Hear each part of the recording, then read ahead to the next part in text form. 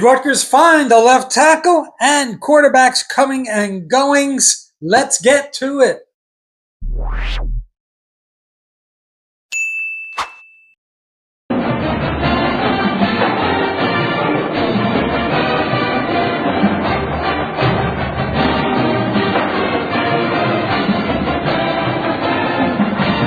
Okay, so post transfer portal closing, post NFL draft, things a little bit quiet, but there's some news to report on today. And we'll start off with quarterback position. We lose Ajani Sheppard. He finds a home at Washington State. Thought it was kind of a strange place for him to land. Thought he might be a good fit for an FCS program where he can start right away. You know, out of Iona Prep, he was offered by Army, Navy, Air Force. You know, service academies would be a good fit for a run-first kind of quarterback. Bowling Green, UConn, committed to Old Dominion, and we kind of whisked him away from Old Dominion. So I thought that would be a better opportunity for him to play right away and get a starting position. But he goes to Washington State, who kind of ran an up-tempo offense. Washington State loses their quarterback, John Mateer, to Oklahoma. And, he had a pretty productive season, threw for over 3,100 yards, 29 touchdowns, 65% pass completion rate. Washington State was 8-4. At times they had a high-powered offense, but now they have a new offense coming in. And the new offense figures to be kind of like the Jets this year. They're going to run the ball a little more, maybe run it a little more at the quarterback position like Justin Fields. Their quarterback, senior Zevi Eckhouse, took the first team reps throughout their spring season. And there's a redshirt sophomore quarterback, Jackson Potter. Something about the first name of Jackson and quarterback positions these days. He took the second team reps.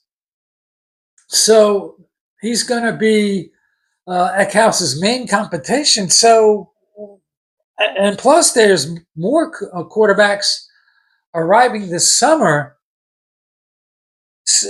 So what is Johnny really accomplishing? He's got good attributes of athleticism and size. I don't know if he's, going to fit the big scheme there. Ironically, he's going to have to have even more competition for his job. So we'll see. Good luck to Johnny, who finishes his Rutgers career as a 100% pass completion passer, 2 for 2 against Wagner. That one drive, was at that game. He looked pretty comfortable back there. Yes, it's Wagner and the backups, but nonetheless, we wish him luck. As well as right tackle Shedrick Rhodes, who heads back home to Ohio University. So what the portal giveth, the portal taketh away, and you get to go back home. This whole thing with the portal, the constant movement, is something that's going to be hard to get used to. Players want to move on to greener pastures, but sometimes it doesn't work out. They got to go back home. You need to refill your roster. You lose guys, gain guys. It's mind-boggling. Nonetheless, we land an offensive tackle out of another powerhouse. We get Ridgewood native Ryder Langsdale, and I used to be a member of the Ridgewood YMCA. Actually, still to this day, we family spends time Christmas Eve, going out for Christmas Eve dinner in Ridgewood. Nonetheless, offensive tackle transfer from Lafayette. 247 had him as a 3-star portal transfer. I believe he was not rated or ranked out of high school. 1 year of eligibility remaining. Good size, 6'7", 294.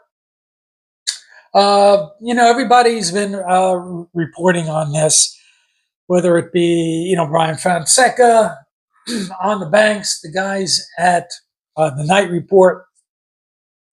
6'7", 294. He's got, if he had another 20 pounds, he'd be Joe Alt. And we like those big tackles that go to academically challenging universities that love football, can play, don't make a lot of mistakes, and have a high floor.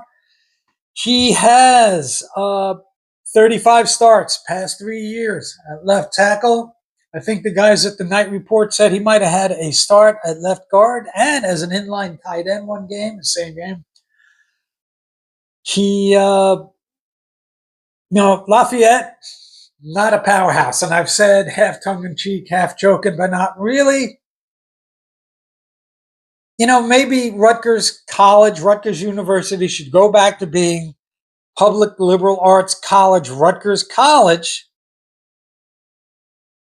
and reorganize our higher education where you have Rutgers College, University of New Jersey, New Jersey State University, and you try to have some academic and athletic competition and identity, by the way. If we're going to keep grabbing guys from places like Lehigh or Mercer or LIU, we might as well go back to that Mid-Atlantic, Atlantic 10 Patriot League kind of conference where we're playing. It wasn't that long ago as a young man when we were on our schedule was Bucknell, Lehigh, and Colgate. And I kind of like that because you're getting good academic institutions with guys, they're not going to be 4-star athletes, but they'll be smart, hopefully be tough, love the game, very coachable. Coach Ciano, a Bucknell guy. So I don't necessarily not like this, but who are we kidding here? We have to draw from places like Ohio, Miami of Ohio, Lafayette, because that's what we can afford. And we represent a step up on the ladder rung for guys who want to play big boy football, but not necessarily going to be able to play for Michigan, Penn State. So we get a guy with good size, and Lafayette, they did a little bit of digging on their offense. They weren't unlike Rutgers. They averaged 370 yards per game, 210 passing, 160 rushing. Their passing game, they had a 15-13 touchdown to interception ratio. They were more efficient at running. They averaged 4.5 yards per carry. The starters actually averaged 5.1 yards per carry. Nonetheless, Langsdale started every game. Second team All-Patriot League. He originally committed as a defensive lineman. They switched him to offense, and he took over the starting tackle position almost immediately. Pro Football Focus, kind of liked him. And I'm not necessarily a PFF guy, but you get a 30,000-foot view or a snapshot. 789. He had just under an 80 grade in run blocking. In pass blocking, and just under 68 in run blocking. But, like Zach Amland, who you have some concerns about not getting much playing time at Illinois, Lafayette is not playing stellar competition. I think they played and might have lost to Monmouth, actually. So little bit of a concern there. He is productive, does have a pretty high floor. Will he challenge for left tackle? challenge Tyler Needham, fill in for Hollin Pierce. Uh, I don't know. I think though the guys that cover Rutgers like him a lot more than I do. Now I like his size. I like his high floor. I like that he's given up just 3 sacks, and I think he's progressed every year, which is another terrific attribute. Less and less penalties every year, less sacks, less pressures. He's only given up, I think, 3 sacks, all during a 3-game stretch during 2022. Out of 953 consecutive pass blocking plays, he had not given up a sack. So, in this past year, he gave up 0 sacks and 12 pressures, which will be about 1 a game, just under 1 a game. So that's the kind of guy who has a high floor coming from a program that would be a good feeder program for us, good academic institutions, for players that we can afford, for guys that are coachable and that like football. But the Big Ten is big boy football. 6'7", I think he's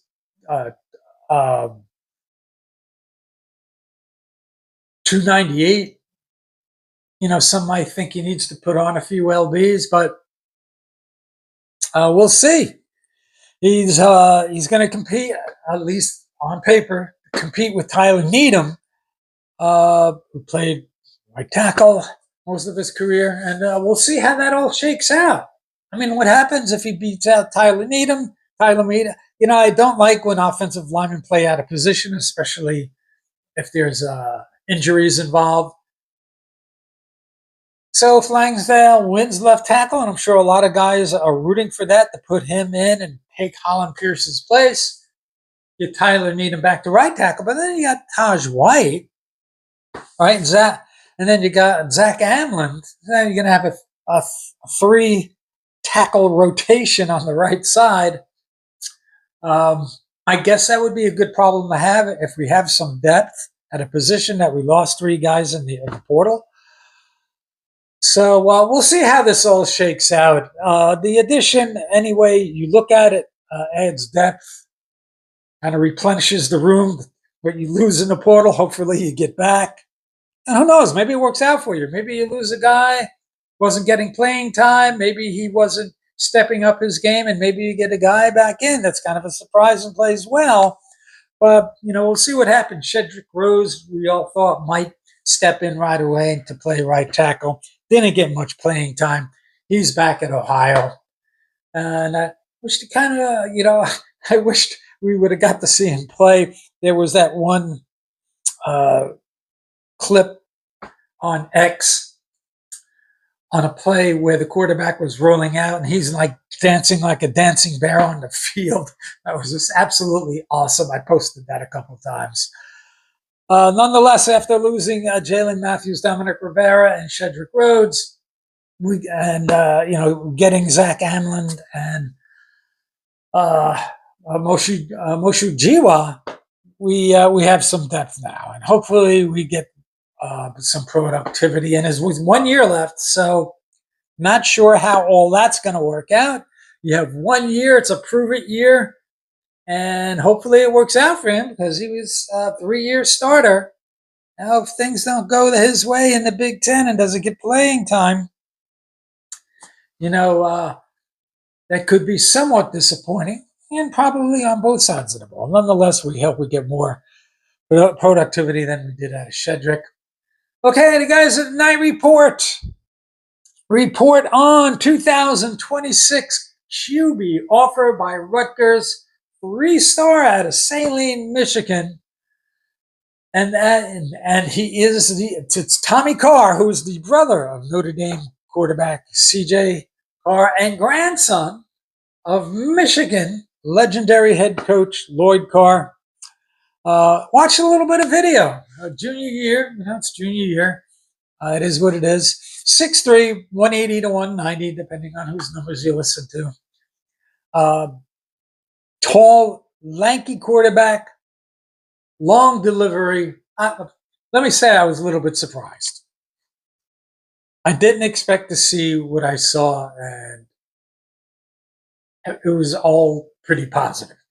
Tall, lanky, long delivery, which I kind of don't love, but that's okay. I'm not going to nitpick. Really good pocket presence, really good mobility, very good off schedule, can scramble, good touch, good anticipation. Once he's added a pocket and running downfield, he has a long stride. He's really good at keeping his eyes. Some guys, when they're moving around in the pocket or they're scrambling, they're looking at the ground. He's always looking downfield. And quite frankly, he's reading his progressions, which for a junior quarterback to me is really, really good stuff. Honestly, if he had a more powerful arm, he'd be a 4-star recruit. He actually reminds me a lot of Gavin Sidwar. He does. Gavin Sidwar had kind of a long delivery as well. But he's perfectly fine. What's probably going to happen, like Gavin Sidwar, his rating will probably go up. Hopefully, if we land him, he doesn't wind up leaving like Gavin. 3-star recruit, 247 has him as an 89 grade. So that's knocking on the door of 4-star status. Number 6 recruit out of Michigan, number 26 quarterback nationally. Had offers from Miami of Ohio, Iowa State, Akron, Bowling Green, Eastern Michigan. Not the most impressive offer list right now. When we see this happen, when we offer somebody of the program, start to take a look, and it's probably going to happen here. And like I said, pleasantly surprised. I didn't know what to expect. You know, I had listened to the night report, and my expectation was that I would see a quarterback who's kind of a game manager, maybe not the strongest arm, maybe not a stud quarterback, but this kid, Tommy Carr, and he has my first name, so I'm liking that too. He has quarterback chops. He has an instinct for the position. He's very nuanced. He has a feel for the pocket, the game, and how to play the quarterback position. I got to say, I'm pretty impressed. I can't wait to see film on his senior year. I think this is a kid who's going to fit the style of play. I don't want to quite say he's a dual threat quarterback, but he's a dual threat quarterback. He's not looking to run at the first sign of trouble. His first progression, his first read isn't there, and he's taking off. That's not it. He's patient in the pocket, which is another thing which is astounding for a junior quarterback. So, Tommy Carr, I like what I see. Hopefully, we have a good opportunity to land him. That's it.